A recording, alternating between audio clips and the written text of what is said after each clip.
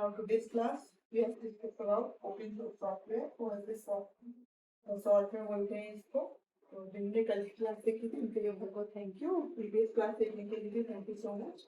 और जो आपने डिमांड की थी ओपन सोर्स सॉफ्टवेयर के बारे में तो वो भी मैं लेकर आई हूँ और देखने पड़ेंगे और कोशिश करेंगे कि फिनिश करने के लिए, क्योंकि एग्जाम में ज़्यादा टाइम भी बचा हुआ है तो उसको थोड़ा टाइम लेके 2-3 दिन का टाइम लेके चलेंगे। थोड़ा इसके प्रीवियस के क्वेश्चन को भी पढ़ लेंगे हम लोग। तो प्लीज़ अगर अच्छा लगे आज के वीडियो तो लाइक सब्सक्राइब एंड शेयर कर दीजिए, चैनल को सब्सक्राइब कर दीजिए। तो आज बात करते हैं ओपन सोर्स सॉफ्टवेयर की।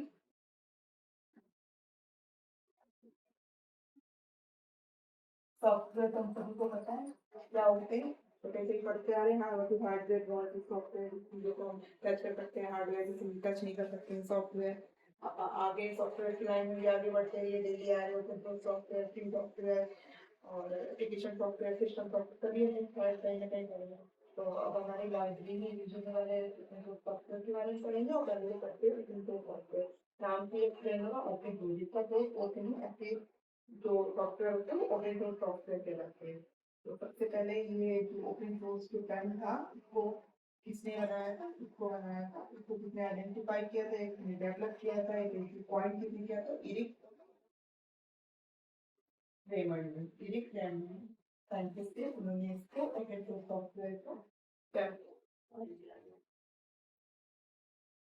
Once is the software for which the source code is freely and publicly available. Open source software ऐसे सॉफ्टवेयर है जिनका सोर्स कोड ठीक है, फ्री है, पब्लिक के लिए है, पब्लिक के लिए अवेलेबल। आपके लिए, मेरे लिए, जो भी यूजर्स हैं उनके लिए फ्री में अवेलेबल है, सारी पब्लिक के लिए अवेलेबल है। बस क्या अवेलेबल है, उनका सोर्स कोड अवेलेबल है। सोर्स कोड मिलते ही आप यहाँ से फ्री में डाउनलोड कीजिए, उसको पढ़िए, एडिट कीजिए, मॉडिफाई कीजिए और अपने अकॉर्डिंग जो भी आप काम कर रहे हैं, जिस तरह से दूसरे सॉफ्टवेयर से काम कर रहे हैं उसमें अपनी एंट्री कीजिए। और सॉफ्टवेयर जिस चीज़ के लिए आपने परचेज किया है लाइब्रेरी के सॉफ्टवेयर तो लाइब्रेरी के डेली जो डेली होने वाली जो प्रोसेस है प्रक्रिया लाइब्रेरी में एक्टिविटीज जो डेली हो रही है उनमें हेल्पफुल होगा, डेली रूटीन में लाइब्रेरी के हेल्पफुल होगा। तो इस तरीके से ओपन सोर्स सॉफ्टवेयर हमारा होगा free and publicly available, simple है। इसके बाद करते हैं क्या ऑपरेटिंग सिस्टम यूज होता है। हमारे ऑपरेटिंग सिस्टम दो होते हैं, लिनक्स होता है, एक यूनिक्स होता है। मल्टी यूजर, मल्टी यूजर वैसे ही ऑपरेटिंग सिस्टम है, इसको बहुत सारे लोग यूज करते हैं। लिनक्स को मल्टी यूजर ऑपरेटिंग सिस्टम कहलाता है। फिर लिनक्स यूजर ऑपरेटिंग सिस्टम है, तो ओपन सोर्स सॉफ्टवेयर हमेशा लिनक्स पे काम करते हैं। लिनक्स क्या है, ऑपरेटिंग सिस्टम है, इसकी गई हो गई। अच्छा, जो डेटाबेस यूज करते हैं वो माइस्क्यूएल है। माइस्क्यूएल आपको पता होगा structure query language, structure query language बोलते हैं इसको। तो ये क्या है, ये इसका डेटाबेस को यूज करते हैं, इस डेटाबेस के काम आती है तो बोलते हैं रिलेशनल डेटाबेस, डेटाबेस। अच्छा, अब लैंग्वेज, कोई भी सॉफ्टवेयर है, कोई भी सोर्स कोड है तो एक लैंग्वेज चाहिए, क्योंकि कंप्यूटर हमारी लैंग्वेज में तो बात करता नहीं, कंप्यूटर की ओन लैंग्वेज होती है। जो ओपन सोर्स सॉफ्टवेयर है उनमें भी डिफरेंट टाइप की प्रोग्रामिंग लैंग्वेज होती है। तो इसमें PHP, पर्ल एंड पाइथन, तीन लैंग्वेज में ये होते हैं। ये लिख रही हूँ, प्रोग्रामिंग क्या है, लैंग्वेज है। बेस सर्वर कौन सा यूज करते हैं, डिफरेंट टाइप ऑफ सर्वर होते हैं। ये अपाचे भी यूज करते हैं, उनका सोर्स कोड, उनका जो सर्वर है अपाचे पे काम करेगा। Web server, web server. ये तो बेसिक इंट्रोडक्शन हो गया हमारा ओपन सोर्स सॉफ्टवेयर का। ओपन सोर्स सॉफ्टवेयर जिनके सोर्स कोड फ्री में अवेलेबल हो, टर्न किया था एरिक रेमंड ने, और फ्रीली हो, पब्लिक के लिए अवेलेबल हो, you can easily edit, modify and use. और लिनक्स जो है मल्टी यूजर ऑपरेटिंग सिस्टम है। तो लिनक्स क्या है, ऑपरेटिंग सिस्टम पे काम करते हैं। माइस्क्यूएल स्ट्रक्चर क्वेरी लैंग्वेज का फुल फॉर्म होगा, रिलेशनल डेटाबेस पे काम करते हैं। PHP, Perl, Python programming language होती है इनकी। अपाचे वेब सर्वर पर ये काम करते हैं। आई थिंक आपको ये आइडिया हुआ कि आपको नोट डाउन करने की बहुत अच्छा रहेगा। फिर जब एग्जाम या बीच में टेस्ट वगैरह होते थे ना, एग्जाम में भी क्वेश्चन आया था, पूरा ओपन सोर्स सॉफ्टवेयर मैंने एक नई शॉर्ट में लिखा था, आगे डायग्राम बना के एक्सप्लेन किया था और मुझे फुल मार्क्स सारे कुछ क्वेश्चन में। काफी पुरानी बात होगी, अब तो 30 years पुरानी बात हो गई है, मार्क्सशीट की याद से। अच्छा, और जो हमारा क्या सबसे पहले आया था हमारा JNU प्रोजेक्ट।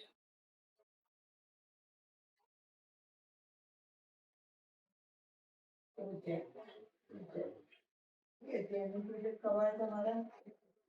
रिचर्ड टॉलमैन ने टर्म किया था, टॉलमैन। और ये हमारा आया था 1983 में। इसके बाद में Linux operating system, Linux kernel आया था, कर्नेल। इसको दिया था लाइनस टॉरवाल्ड्स ने 1991। आफ्टर दैट ओएसआई आया था, इसको दिया था हमारा एरिक रेमोंड ने। ये आया था हमारा 1998 में। इस तरीके से शुरुआत हुई थी हमारे ओपन सोर्स सॉफ्टवेयर की। सबसे पहले जनरल पब्लिक लाइसेंस जो जिस पर ये पब्लिक को अप्लाई कराया अवेलेबल कराया जाता है, तो जेएनयू प्रोजेक्ट सबसे पहले आया था, वही इनका एप्लीकेशन प्लेटफॉर्म है जिससे हमें बोलते हैं या आजकल के लैंग्वेज में जनरल पब्लिक लाइसेंस, मतलब किसी भी सॉफ्टवेयर प्लांट के लाइसेंस जो होता है उस टाइम पे तो जेएनयू प्रोजेक्ट करके आया था, general user agreement project. Richard Stallman 1983 में लेके आए, फिर लिनक्स ऑफ कर्नेल आया था, लाइफ प्रोविजन 1991 में। ओएसआई आया था एरिक रेमंड का 1998 में। तो कुछ ओएसएस पे पढ़ लेते हैं हम। लाइसेंस, अब हमें ये मिल तो गया ओपन सोर्स सॉफ्टवेयर, लेकिन ये किसी ने किसी लाइसेंस पे काम करेगा ओपन सोर्स सॉफ्टवेयर। लाइसेंस किस लाइसेंस पे काम करते हैं, कुछ जो हमारे एग्जाम वगैरह में आते हैं उनके बारे में पढ़ लेते हैं। तो किस ओपन सोर्स लाइसेंस से हमारे ये सॉफ्टवेयर लेवल जाते हैं, सबसे पहला हमारा GNU general public licence, GPL. GNU general public licence, GPL. ये सबसे कॉमन है, मोस्ट कॉमन, सबसे ज्यादा यूज किया जाता है हमारा ओपन सोर्स सॉफ्टवेयर के लिए जनरल पब्लिक लाइसेंस। दूसरे नंबर पे आता है Creative Commons. Creative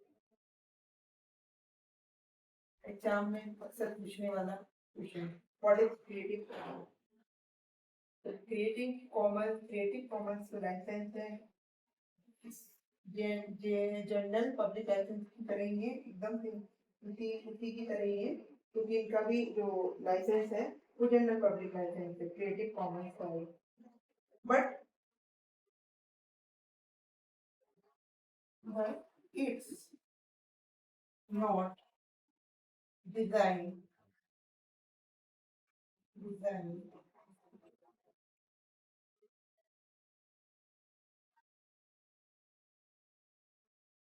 design around software. CC, actually CC licence जो है was originally designed for other creative work, जैसे कि हमारा हो गया such as movie, music and other. तो बात कर रहे थे जेएनयू की जनरल पब्लिक लाइसेंस क्या था, मोस्ट कॉमन वैसा लाइसेंस है, क्रिएटिव कॉमन लाइसेंस है। सॉफ्टवेयर के लिए डिजाइन नहीं, अराउंड सॉफ्टवेयर के अराउंड नहीं डिजाइन है, बल्कि ये डिजाइन किया गया था फॉर अदर क्रिएटिव वर्क्स के लिए, तो ना ही क्रिएटिव कॉमन, जैसे मूवीज के लिए, म्यूजिक के लिए और अदर इस टाइप की जो फिल्म्स हैं इन सब के लिए क्रिएटिव कॉमन जो है लाइसेंस प्रोवाइड कर जाता है। नंबर 3 है ओसीएलसी, OCLC रिसर्च पब्लिक लाइसेंस किसने डिजाइन किया था? ये OCLC ने डिजाइन किया था। अब OCLC में हम लोग जाते हैं, OCLC क्या है, कैटलॉग देखने जाते हैं लाइब्रेरी का। OCLC क्या है, जो कॉलेज लाइब्रेरी सेंटर कर ले उसके फिर ऑनलाइन कॉलेज लाइब्रेरी सेंटर आ गया, तो फिर क्या कर रहे हैं, ऑनलाइन कैटलॉग सर्च कर रहे हैं वहां पर OCLC जो है उसका। तो OCLC रिसर्च पब्लिक लाइसेंस, तभी जो इस लाइसेंस को लेते हैं, इसी से ही हम जब अंदर एंट्री करेंगे तो ये लाइसेंस प्रोवाइड करता है, वो सर्च फैसिलिटी देता है क्या करने के लिए, कैटलॉग सर्च करने को, ऑनलाइन कैटलॉग सर्च करने के लिए। कहाँ? लाइब्रेरी ऑफ कांग्रेस में। OCLC हमारा क्या हो गया, लाइब्रेरीज के लिए प्रोवाइड किया गया था, OCLC ने बनाया था ये वाला लाइसेंस, OCLC पब्लिक लाइसेंस। दूसरा हमारा है जिप। जिप फाइल देखो ना, जिप फोल्डर में भेजिए, जिप फाइल में भेजिए, तो zip file compression,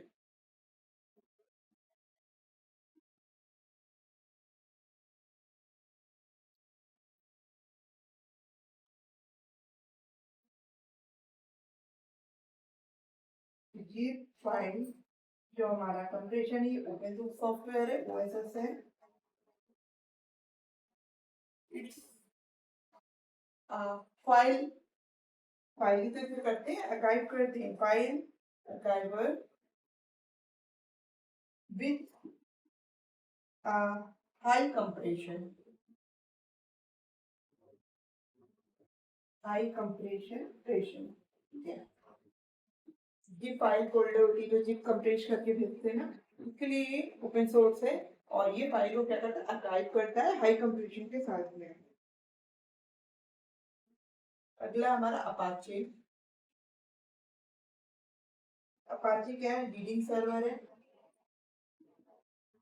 reading server software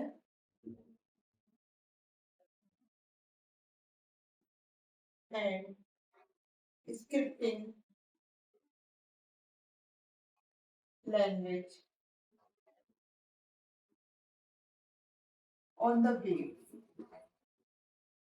हमारी अपाचे क्या है, एक सर्वर सॉफ्टवेयर है, लीडिंग सर्वर सॉफ्टवेयर है, एंड स्क्रिप्शन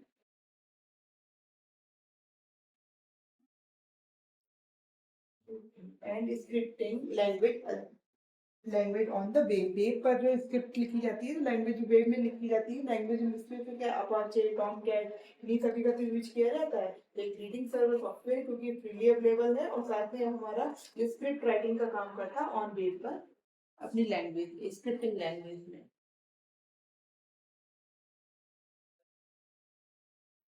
ये हमारे सारे लाइसेंस बता दिए, हमारे सॉफ्टवेयर चल रहे हैं, हमने पहला पढ़ा था अपाचे, दूसरा हमारा blender,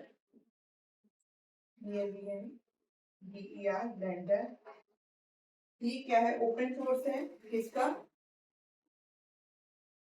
3D graphics, 3D graphic and animation.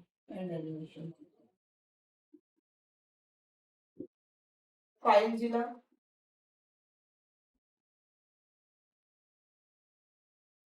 हमारा सर्वर पर प्रोटोकॉल भेजने का काम कौन करता है, FTP करता है, फाइल ट्रांसफर प्रोटोकॉल, FTPS है, file transfer system, and SFTP है, सर्वर फाइल ट्रांसफर प्रोटोकॉल। इन सब के लिए ये जो क्लाइंट है इस पर वर्क करता है। It is an FTP client with a fast and reliable cross platform जो होता है, cross platform FTP, FTPS and FTP client पर काम करता है ये। कौन? फाइलजिला, ओपन सोर्स है। हमारा आगे फायरफॉक्स, सबको पता है मोजिला फायरफॉक्स क्या है, फ्रीली अवेलेबल है, इसका फ्री फ्री है, ओपन सोर्स है, कभी तो हम इंस्टॉल कर लेते हैं इसको अपने आप से। क्या है? Web browser. वेब ब्राउजर कौन सा है? Free open source web browser. तो हमने कितने सारे आपको बता दिए। तो पहले तो हमने लाइसेंस बताया कि GNU जनरल पब्लिक लाइसेंस बताया, दूसरा क्रिएटिव कॉमन्स जो क्रिएटिविटी के लिए होता है, तीसरा OCLC रिसर्च पब्लिक लाइसेंस जो कि OCLC ने बनाया था, किसके काम में आता है, वो हमारा ऑनलाइन कैटलॉग सर्च करने का मैं जिप फाइल बताता हूँ, जिप फाइल हम सेव करते कंप्रेस करते इसके लिए ओपन सोर्स है। अपाचे एक रीडिंग सर्वर सॉफ्टवेयर है और स्क्रिप्टिंग लैंग्वेज वेब पे जो लैंग्वेज लिखी जाती है उसमें काम में आता है। तीसरा हमने बताया था ब्लेंडर क्या ओपन सॉफ्टवेयर है, 3D ग्राफिक यूज होता है।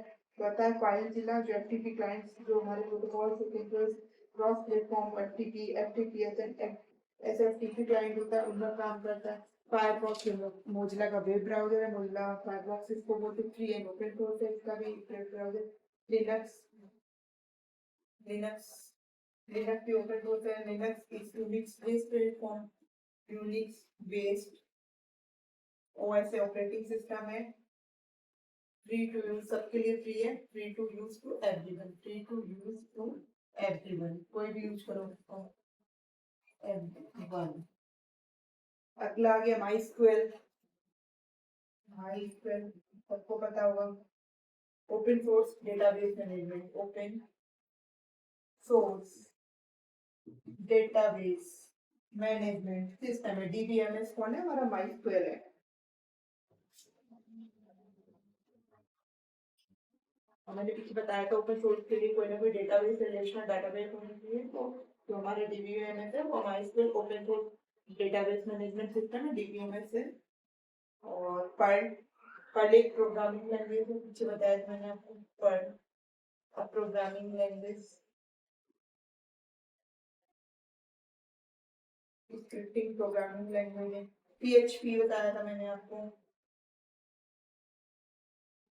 ओपन सोर्स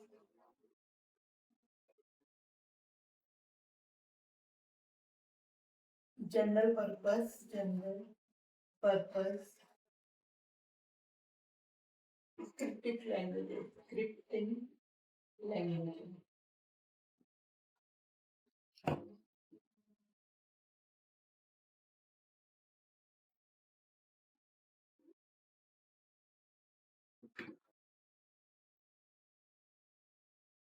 विकिपीडिया, विकिपीडिया आप जानते होंगे सभी लोग, विकिपीडिया और फ्री इंसाइक्लोपीडिया सबको पता है। वो क्या है, वो भी फ्री है, resources free. Sendmail is again free, resources free. ठीक है, तो इस तरीके से हम कुछ ओपन सोर्स सॉफ्टवेयर के बारे में आपको बता दिया, ओपन सोर्स लाइसेंस के बारे में बता दिया, ओपन सोर्स के बारे में बता दिया। अब बात करते हैं open source integrated library system.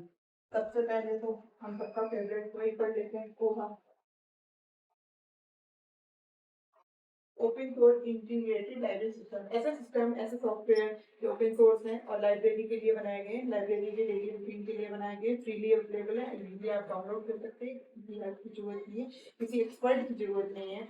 और जिसका सोर्स कोड फ्री अवेलेबल है, आप इजीली डाउनलोड करके उसमें एडिट करके मॉडिफाई करके एंट्रीज को कर दीजिए सेव, और सारी एंट्रीज आपको एक साथ एक जगह मिल जाएगी, जब बनो तो उस एंट्री को आप चेंज करके रिन्यू कर सकते हैं उस एंट्री को। तो कोहा की बात करते हैं, कोहा किसने बनाया था, न्यूजीलैंड में था, इसका इन्वायरमेंट कब आया था, 2000 में। दूसरा है हमारा एवरग्रीन, ओपन सोर्स है, इंटीग्रेटेड लाइब्रेरी सिस्टम पे काम करता है और सर्कुलेशन कैटलॉगिंग फीचर्स पर ये काम करता है। किन फीचर्स पे काम करता है, ओपन सोर्स है, इंटीग्रेटेड लाइब्रेरी सिस्टम है, सर्कुलेशन एंड कैटलॉगिंग जैसे फीचर्स हैं इसके अंदर। और ओपेक एंड मैनेजमेंट पर भी वर्क करता है, ओपेक एंड मैनेजमेंट पे भी काम करता है। और सर्च इंफॉर्मेशन, जो सर्च सिस्टम होता है, इंफॉर्मेशन सर्च जो फैसिलिटी होती है, रिट्रीवल सर्च बोलते हैं इसको, रिट्रीवल सर्च। कौन सा स्टैंडर्ड है, जेट 39.50 है ना, इंफॉर्मेशन रिट्रीवल सर्च के लिए आईआरएस के लिए, तो आईआरएस पे वर्क करता है, जेट 39.30 इंफॉर्मेशन रिट्रीवल सर्च का ये काम करता है, ठीक है। वेब भी ओपन सोर्स है, इंटीग्रेटेड लाइब्रेरी सिस्टम है, और सर्कुलेशन कैटलॉगिंग जैसे फीचर्स पे काम करता है। ओपन मैनेजमेंट है, इंफॉर्मेशन रिट्रीवल सर्च के लिए जेट 39.50 स्टैंडर्ड का यूज करता है। तीसरा है हमारा open biblio. Open biblio, open video वही सेम ओपन सोर्स है इसका। ऑटोमेशन,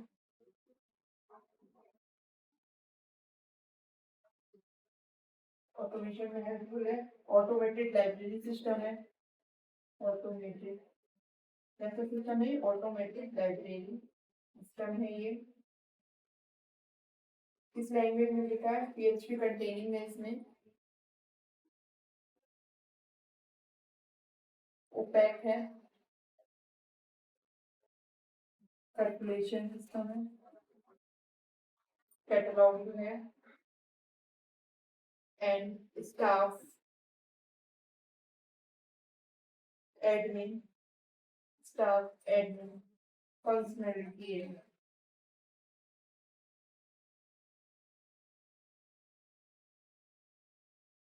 और स्मॉल लाइब्रेरी में यूज होता है,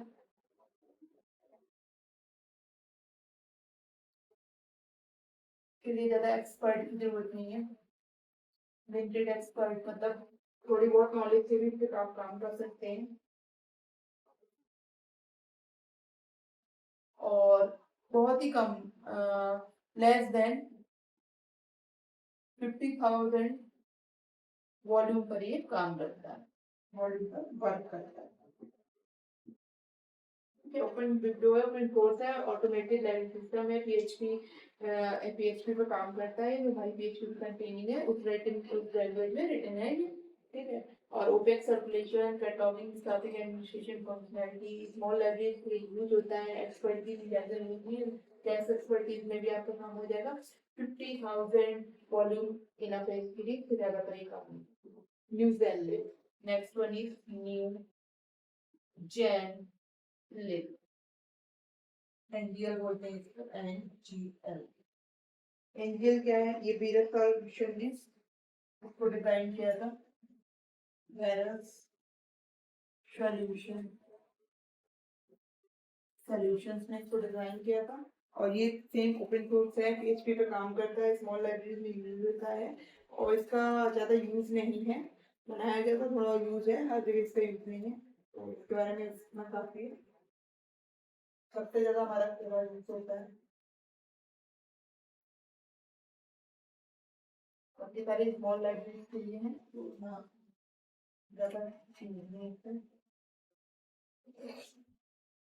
एक सोपैक है, SOPAC social online public access catalogue.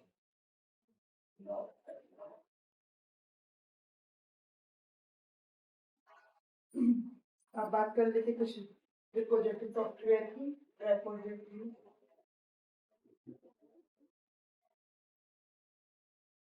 जो कि ओपन सोर्स है, और इंस्टीट्यूशनल रिपोजिटरी में काम। इंस्टीट्यूशनल रिपोजिटरी वो रिपोजिटरी होती है जो हमारी किसी इंस्टीट्यूट का जो डेटाबेस होता है उसको मैनेज कर, जैसे कोई रिसर्च से रिलेटेड जो टॉपिक्स हैं, सिम्पोजियम हो रही है, कॉन्फ्रेंस है, वेबिनार है, सेमिनार है, इनसे रिलेटेड जो भी फोटोग्राफ हो गए, डॉक्यूमेंट हो गए, रिसर्च पेपर हो गए, आर्टिकल्स हो गए, जो भी वहाँ के स्टाफ का जो भी काम हो गया, जो भी हमारा एक्सपर्ट्स हैं उनके डेटाबेस हो गए, उसको सब इंस्टीट्यूशनल रिपोजिटरी में, मतलब इंस्टीट्यूट में सेव करके रखना, रिपोजिटरी में उसकी रिपोजिटरी तैयार करना, मतलब डिजिटाइज करके उसको डिजिटाइजेशन करके उस डॉक्यूमेंट को सेव करना उसी इंस्टीट्यूशन के लिए।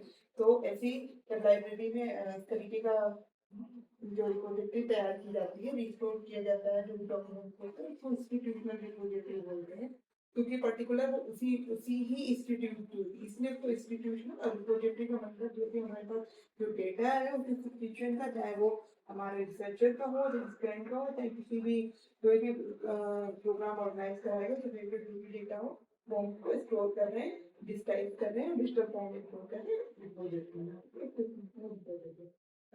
पहला हमारा डी स्पेस कॉमन है सबसे ज्यादा,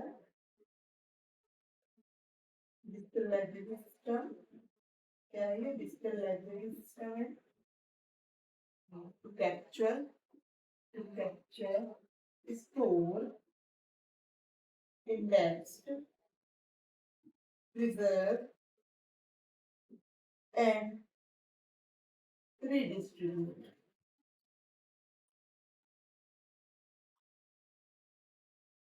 The intellectual output of a university research, faculty data in digital format.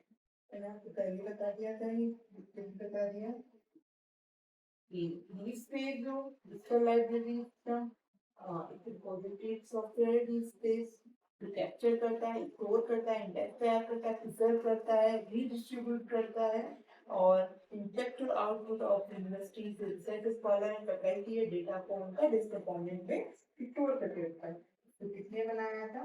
इसको बनाया था MIT library, MIT libraries and HP, Herbert Packard company, HP ने बनाया।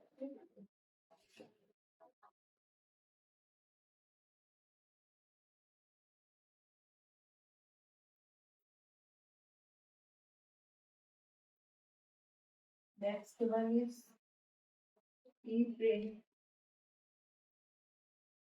ePrint.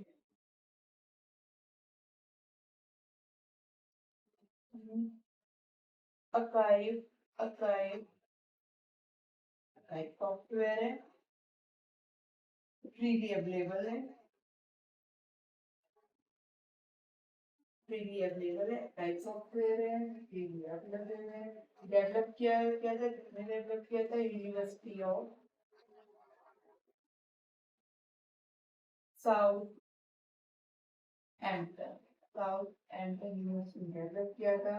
लिनक्स ऑपरेटिंग सिस्टम पे काम करता है, लिनक्स ओएस पे काम करता है एंड इट्स नीड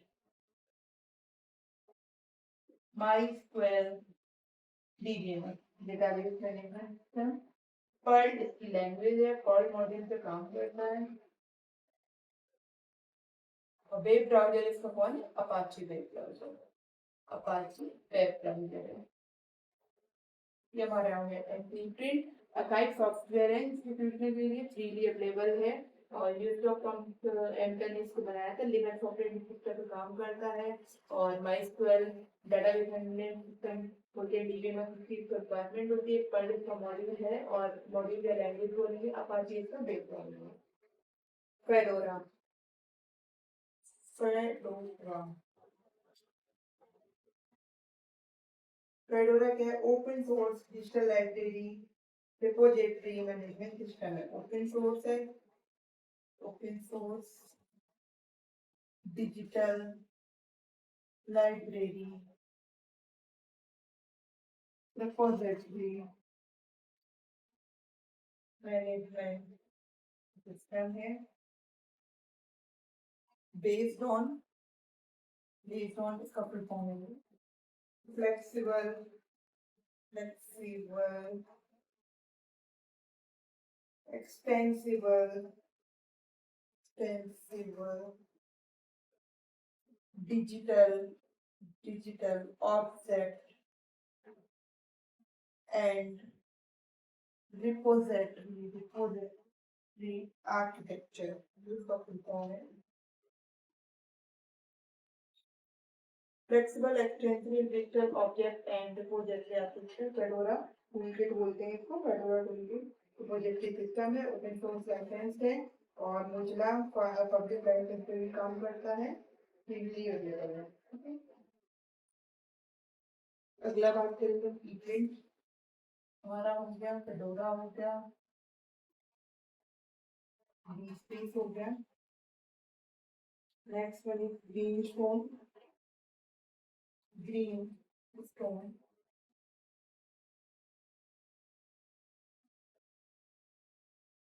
इसको Sun document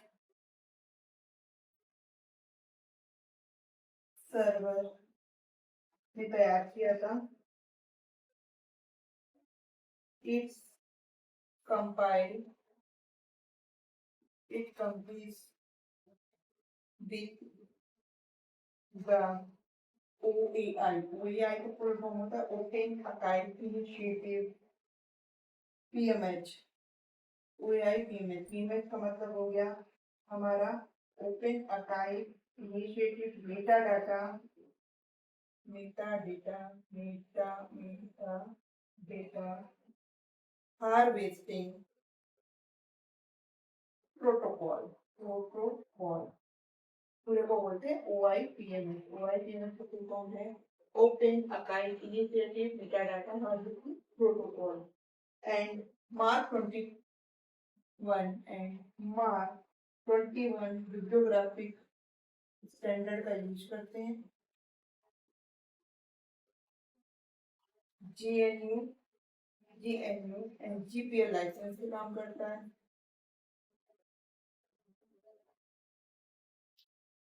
green stone Sun document server ने इसको तैयार किया तो सेंटर ने it's compares with OAI PMH यानी ओपन अकाइड initiative meta data harvesting protocol है, इस पर काम करता है। एंड मार्क 21 बिब्लियोग्राफिक स्टैंडर्ड को फॉलो करता है। GNU GPL लाइसेंस पे ये काम करता है। Next page is library management act form करते हैं। लाइब्रेरी एक्ट भी कुछ है, एक्ट के बारे में पढ़ लेते हैं। लाइब्रेरी मैनेजमेंट एक्ट या एप्लीकेशंस। पहला ऑथर ट्यूटर, ATUTOR ट्यूटर है। ओपन सोर्स टेक्नोलॉजी पे काम करता है एंड कॉस्ट इफेक्टिव टूल है। एक तरीके से कॉस्ट इफेक्टिव मतलब जैसे जाने समय बचा है, कॉस्ट इफेक्टिव टूल है। स्मॉल और लार्ज लाइब्रेरी दोनों में काम करता है, small and large library. Open source web based है, कैसा web based learning content management system है। क्या है? Open source learning content LCMS है, लर्निंग कंटेंट मैनेजमेंट सिस्टम है।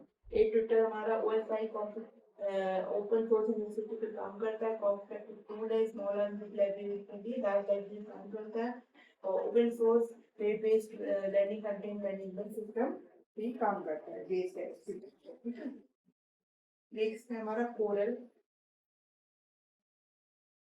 Open source electronic resources management system. Coral क्या है? ओपन सोर्स है, इलेक्ट्रॉनिक रिसोर्सेज मैनेजमेंट सिस्टम है। जो ER होते हैं इलेक्ट्रॉनिक रिसोर्सेज को मैनेजमेंट सिस्टम के लिए काम करता है। कौन? Coral.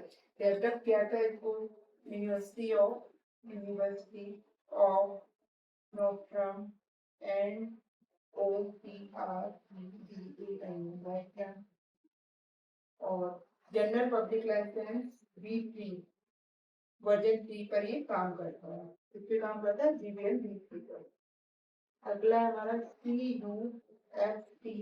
CUFTS open source system है, डेवलप किया था सिमोन फ्रेशर यूनिवर्सिटी लाइब्रेरी ने। ये किस लिए होता है? ये सीरियल के लिए होता है। सीरियल्स जो हमारे होते हैं, सीरियल्स लाइब्रेरी में होते हैं, उनके लिए यूज होता है। तो ये क्या है? ऑनलाइन सीरियल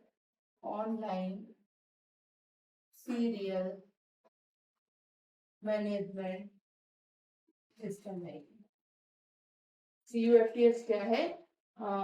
ओपन सोर्स है और ये सिमोन फ्रेयर यूनिवर्सिटी लाइब्रेरी ने बनाया था और ये ऑनलाइन सीरियल मैनेजमेंट सिस्टम पर ये काम करता है। एडिटर पढ़ लिया, कोरल पढ़ लिया, CUFTS पढ़ लिया, सीरियल्स के लिए है। कोरल हमारा इलेक्ट्रॉनिक रिसोर्सेज के लिए था। अगला है ड्रूपल। ड्रूपल का नाम आपने पहले भी सुना होगा। ड्रूपल होगा free and open source. Free है, ओपन सोर्स है, open source content management framework क्या है? Open free open source content management framework है और PHP लैंग्वेज में लिखा गया है। And GNU general public licence GNU GPL allow करते हैं, इसको ऑर्गेनाइज करते हैं, मैनेज करते हैं। GNU GPL लाइसेंस है जिसको ऑर्गेनाइज करता है, मैनेज करता है और पब्लिक के लिए कंटेंट तैयार करता है।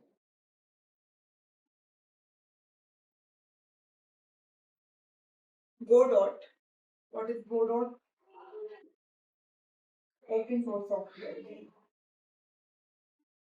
Joomla, Joomla हमारा CMS है, कंटेंट मैनेजमेंट सिस्टम है।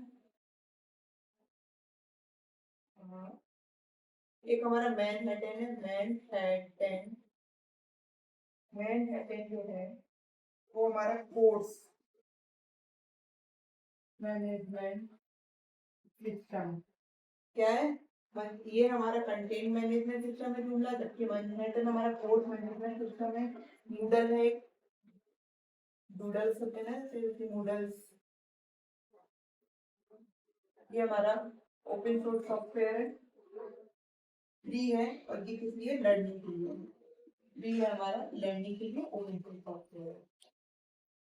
तो ये हमारा ओपन सोर्स सॉफ्टवेयर कंप्लीट हो गया। मैंने फिर इसकी क्वेरी फ्री ऑफ सब कुछ बता दिया, किसने बनाया, कौन डेवलप किया, कौन OSX लाइसेंस, कौन कौन से ओपन सोर्स एप्स, कौन कौन से सॉफ्टवेयर, कौन से डिजिटल लाइब्रेरी के लिए जो open source software institutional library के वो कौन कौन से, उसका नाम और किसने डेवलप किया था, ये सारी चीजें मैंने आपको बता दी।